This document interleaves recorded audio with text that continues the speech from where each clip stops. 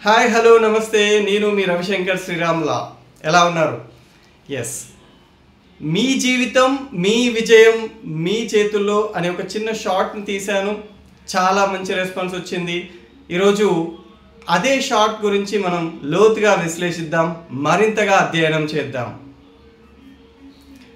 రాదురా ఏ విజయం నీ కోసం నా కోసం ఎటు పోదురా నువ్వు చేసిన కష్టం ఎప్పటికైనా సొంతం కాలంతో పయనించేవాడికి కానిది ఏముంది సాధనతోనే సాధ్యమవునని సదాశయంతో సాగర ముందుకు రాదురా ఏ విజయం నీ కోసం నా కోసం ఎస్ కష్టపడితే తప్పకుండా విజయం మీ సొంతమవుతుంది విజయం ఆలస్యం అవ్వచ్చునేమో కానీ తప్పకుండా కృషి పట్టుదలతో నిరంతరం నీ ప్రయత్నాన్ని నువ్వు కొనసాగిస్తున్నప్పుడు ఏదో ఒక రోజు తప్పకుండా వచ్చి చేరుతుంది మిత్రులారా ఎస్ అయితే మన జీవిత ప్రయాణంలో మనం చాలా కష్టపడుతూ పట్టుదలతో విజయ తీరాల వైపు వెళ్తూ ఉన్నప్పుడు మనలో ఉన్నటువంటి చిన్న చిన్న లోపాలని మనం సర్దిద్దుకుంటూ వెళ్ళగలిగినట్లయితే తప్పకుండా విజయ తీరాలని మనం చేరగలుగుతాం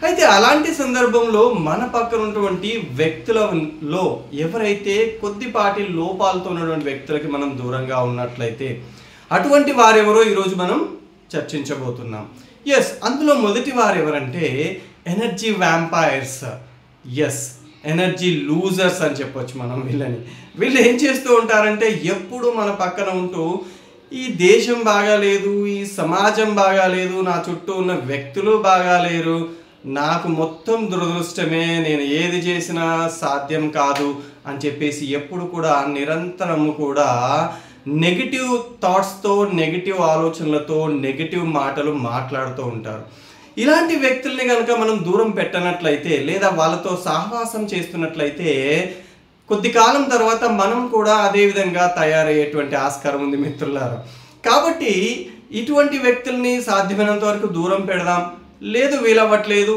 లేదు ఆ మాటలనైనా దూరంగా పెడదాం వాటిని పట్టించుకోకండి ఓకే సో ఆ విధంగా మొదటి వాళ్ళు ఎనర్జీ వ్యాంపైర్స్ మొత్తం ఎప్పుడు చూసినా నెగిటివ్గా మాట్లాడుతూ ఉంటారు రైట్ వీళ్ళని కాస్త దూరంగా పెడదాం ఇక రెండో వ్యక్తులు ఎవరు అంటే one sided friends or relatives ఏంటి సార్ వన్ సైడ్ లవ్ గురించి విన్నాం కానీ ఈ వన్ సైడ్ ఫ్రెండ్షిప్ ఏంటి ఫ్యామిలీ వాళ్ళు ఇలా ఉంటారా అంటే వై నాట్ అండి పాపం వాళ్ళకు కూడా తెలియదేమో అలా అని కానీ కొంతమంది వ్యక్తులు ఏం చేస్తూ ఉంటారంటే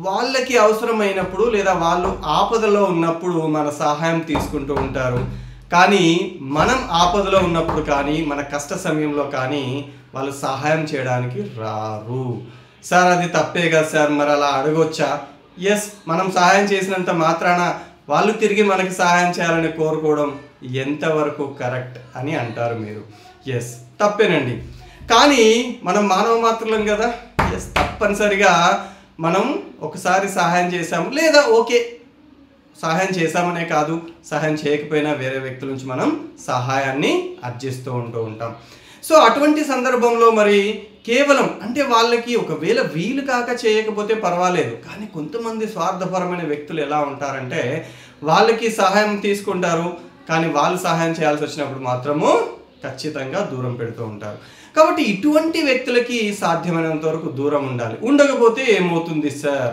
ఉండకపోతే ఏమవుతుందండి మన బ్రెయిన్ అటే ఆలోచిస్తూ ఉంటుంది అరే నేను సహాయం చేశాను కదా ఎస్ వీడేంటి మళ్ళీ నాకు సహాయం చేయట్లేదు ఇంత దుర్మార్గమా ఇలా ఉంటుందా అని చెప్పేసి మన మైండ్ అంతా కూడా నెగిటివ్ ఆలోచనలు చేస్తూ ఉంటుంది కాబట్టి దానివల్ల మన విజయము ఆలస్యమయ్యే అవకాశం ఏర్పడుతుంది మన యొక్క విలువైన సమయం వృధా అయ్యేటువంటి ఆస్కారం ఉంటుంది మిత్రులారా కాబట్టి వీళ్ళ నుంచి కూడా మనం కొంచెం దూరంగా ఉందాం ఇక మూడో ముఖ్యమైనటువంటి వ్యక్తులు ఎవరండి అంటే జెలస్ పీపుల్ అసూయాపరులు అమ్మో వీళ్ళు చాలా డేంజర్ అండి చాలా అంటే చాలా డేంజర్ ఎందుకు వీళ్ళు డేంజర్ అంటే వీళ్ళు మన పక్కనే ఉంటూ ఉంటారు మనల్ని వెరీ గుడ్ అబ్బా బాగా చెప్తున్నావు అబ్బా బాగా చేస్తున్నావు సూపర్ అని ఎంకరేజ్ చేస్తున్నట్టే ఉంటూ ఉంటారు కానీ లోపల వీళ్ళకి మనల్ని చూస్తూ ఉంటే మండిపోతూ ఉంటుంది,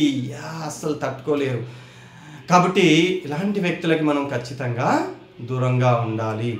ఎందుకంటే ఇలాంటి వ్యక్తులు ఏం చేస్తూ ఉంటారంటే, మనం ఏదైనా ఒక గొప్ప విషయాన్ని సాధించగానే లేదా ఒక చిన్న సక్సెస్ని సాధించగానే మిగతా వాళ్ళు నలుగురు సమాజంలో ఉన్నటువంటి వ్యక్తులు పొగుడుతూ ఉంటే వీళ్ళు ఏం చేస్తూ ఉంటారంటే, మనలో ఉన్నటువంటి ఏదో ఒక చిన్న లోపం, దాంట్లోంచి కూడా ఆ విజయంలో ఒక చిన్న లోపాన్ని వాళ్ళు వలేసి బయటికి కొడతారండి. ఆ పట్టి దాన్ని టామ్ చేస్తారు సమాజం మొత్తం. ఎస్ ఇదండి వీడి లోపం, ఇదండి అని చెప్పేసి సమాజం మొత్తం టామ్ వేయడానికి ట్రై చేస్తూ ఉంటారు. ఆ విధంగా చేయడం వల్ల ఏంటి, మనము ఆ ఆలోచనలో పడిపోయి మళ్ళీ ఫెయిల్ అవ్వాలి అనేటువంటిది వాళ్ళ యొక్క దురుద్దేశం. ఆ విధంగా మనం ఆలోచిస్తూ దాని గురించి ఆలోచిస్తూ కనుక మనం ఫెయిల్ అయ్యామనుకోండి, అంతిమంగా వాళ్ళు అనుకున్నటువంటి పని అవుతుంది, మనం ఓడిపోయేటువంటి ఆస్కారం ఉంటుంది. కాబట్టి ఇటువంటి వ్యక్తులకు కూడా మనము దూరంగా ఉన్నట్లయితే మన విజయ తీరాలను చేరుకోవడం సులభం అవుతుంది. పూర్తిగా సార్ ఇలాంటి వ్యక్తుల్ని దూరంగా పెట్టడం వీలవుతుందా సార్, మన పక్కనే ఉంటారు. సాధ్యమైనంత వరకు వాళ్ళ మాటల్ని పట్టించుకోకండి, వాళ్ళు చెప్పేది మైండ్కి ఎక్కించుకోకండి. అప్పుడు మనము విజయం వైపు అడిగేటువంటి అవకాశం ఉంటుంది. ఇదే విషయాన్ని నేను ఒక చిన్న కథ ద్వారా చెప్పబోతున్నాను మిత్రులారా. అదేంటంటే, ఒక వ్యక్తి ఉదయాన్నే చేపలు పట్టడానికి బయలుదేరాడు. తన ఇంట్లో ఉన్నటువంటి వలని భుజాన వేసుకొని నదీ తీరానికి వెళ్ళాడు. ఏమాత్రం ఆలస్యం చేయకుండా ఆ నదిలో వలను వేసేసి గట్టు మీద కూర్చున్నాడు. కూర్చున్న తర్వాత కాలక్షేపం కోసమని అక్కడ ఉన్నటువంటి రాళ్ళని అన్నిటినీ కూడా ఏరి తను తెచ్చుకున్నటువంటి సంచిలో వేసుకొని ఒక్కొక్క రాయిని ఆ నదీ తీరంలో వేయడం మొదలుపెట్టాడు. ఉదయం 4 గంటలకే బయలుదేరి వెళ్ళాడు. అలా రాళ్ళను వేస్తూ వేస్తూ వేస్తూ 6 గంటలు అయిపోయింది. సూర్యోదయం అయింది. ఏం జరిగింది? సూర్యుని కిరణాలు ఆ నదీ తీరం పైన, ఆ నదిలో ఉన్నటువంటి నీళ్ళపైన పడుతూ ప్రకాశిస్తూ ఉన్నాయి. ఆ నదిలో ఉన్నటువంటి ఇప్పటి వరకు వేసినటువంటి రాళ్ళు ఏవైతున్నాయో మిలమిల మెరుస్తూ ఉన్నాయి. పాపం అప్పుడు తాను తెలుసుకున్నాడు, తాను ఇంతవరకు నదిలో విసిరేసింది రాళ్ళు కాదు, విలువైనటువంటి, ఎంతో విలువైనటువంటి వజ్రాలవి.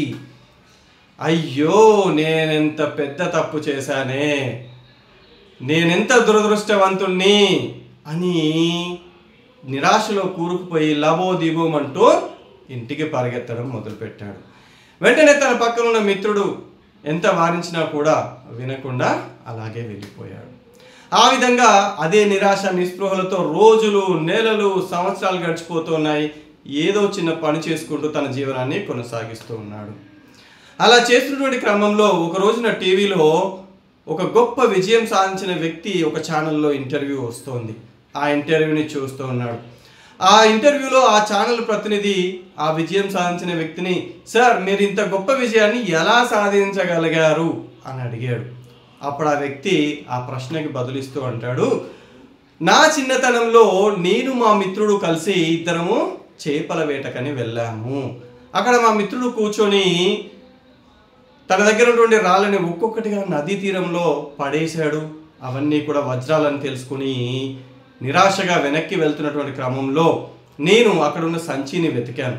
అందులో ఇంకా 10కి పైగా వజ్రాలు ఉన్నాయి అని చెప్పి మా మిత్రుడికి చెప్తున్నా కూడా తాను నిరాశలో ఇంటికి వెళ్ళిపోయాడు. అదే 10 విలువైన వజ్రాలను నేను తీసుకెళ్ళి పెట్టుబడిగా పెట్టాను, ఈరోజు ఈ ఉన్నత స్థాయికి చేరుకున్నాను అని అతను ఇచ్చాడు. ఇందులో నుంచి మనం ఏం నేర్చుకోవచ్చు మిత్రులారా? చాలామంది ఏంటంటే, మేము సమయం గడిచిపోయింది, చాలా వయసు అయిపోయింది, ఇంకా మా దగ్గర ఏమీ లేదు, మేము సాధించాల్సింది ఏమీ లేదు అని చెప్పి నిరాశ నిస్పృహల్లో ఉంటూ, లేదా కొంతమంది ఏమో కాలక్షేపం చేస్తూ social media, online games, fun games, తర్వాత చిట్ చాట్ చేస్తూ ఇంకా తమ దగ్గర ఉన్నటువంటి ఆ 10 విలువైన వజ్రాల లాంటి గొప్పనైనటువంటి సమయాన్ని దుర్వినియోగం చేస్తున్నారు మిత్రులారా.